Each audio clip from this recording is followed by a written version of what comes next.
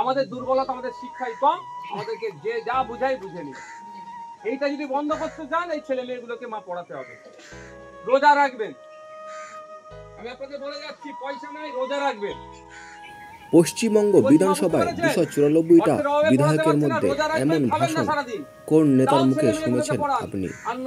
মুসলিম নেতা মানে শুধু আরাবুল ইসলাম বা শওকাত মোল্লা নয়, মুসলিম নেতা মানে নওশাদ সিদ্দিকীর মতো নেতা হওয়া উচিত। তার 3টি ভাষণ ইতিমধ্যে সোশ্যাল মিডিয়ায় ভাইরাল, যা স্থান করে নিয়েছে হিন্দু মুসলিম সমস্ত সম্প্রদায়ের মানুষদের মধ্যে। নেতার ভাষণ এমন হওয়া উচিত। কি বললেন সেটাই আমরা শুনে নেব এক নজরে। আর এই বিষয়ে আপনার মতামত অবশ্যই কমেন্ট করবেন। আমার অনুরোধ এটাই, যখন দেখবেন মমতা ব্যানার্জি, নওশাদ সিদ্দিকী, শুভেন্দু অধিকারী, দিলীপ ঘোষ সব হাতাহাতি লড়াই করছে, তখনই আপনারা হাতাহাতি লড়াই করবেন, তার আগে একদম হাতাহাতি লড়াই করবেন না। অনুরোধ আমার এটাই। দেবদেবীকে নিয়ে, আল্লাহ আল্লাহ রসুলকে নিয়ে অনেকে গালাগালি করে অনেকে পোস্ট করতে পারে, উত্তেজিত হবেন না। কি করবেন আপনারা?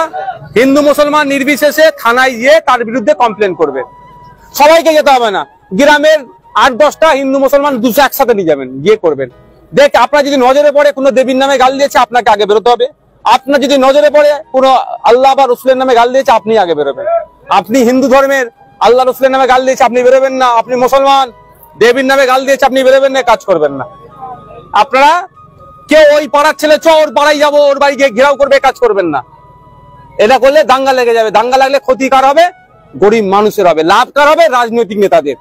আপনারা যদি আপনার ক্ষতি করে রাজনৈতিক নেতাদের ভালো করতে চান, তাহলে করুন, আর কিচ্ছু বলার নেই। মাথায় থাকবে তো? ওই করলে হবে না। ভোট আসছে, এই বসিরহাটের মাটিতে হয়েছে, ক্ষতি কার হয়েছিল? তোমাদের গরিব মানুষদের হয়েছিল। খবরে পড়েছিলাম তো, কি হলো? যে একজন মুরগি বিক্রি করে ফিরছিল, তা সে আক্রান্ত হয়ে গেছিল, সে হিন্দু ধর্মের। আর তাকে আর একজন আক্রান্ত হয়েছে, তার আবার সেলাইনে এটা ওই অ্যাম্বুলেন্স একটা মুসলমান লোক ধরে নিয়ে গেছে কলকাতা পর্যন্ত। তারা কি মারপিট করতে চেয়েছিল? মারপিট করে কারা?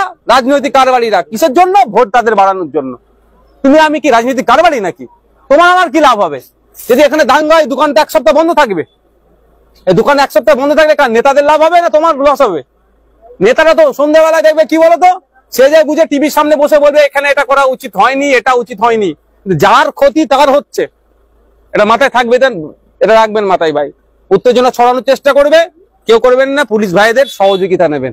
আমার বিশ্বাস, আমার পুলিশ ভাইদেরকে আপনি গিয়ে কি করবেন, আপনাদের 2-4 জন গিয়ে গ্রামের মানুষ, গণ্যমান্য ব্যক্তি যে থানাতে গিয়ে কমপ্লেন দেবেন, পুলিশ দেবে, তাদেরকে তুলে নিয়ে আসবে। আর যদি না পুলিশ তুলে নিয়ে আসে, আমি আপনাদের ছোট ভাই, আমার কাছে আপনারা কাগজটা পাঠাবেন। আমার দায়িত্বকে কিভাবে তুলে নিয়ে আসা, আইনের মাধ্যমে। আমিও আসবো না তুলতে। ঠিক আছে?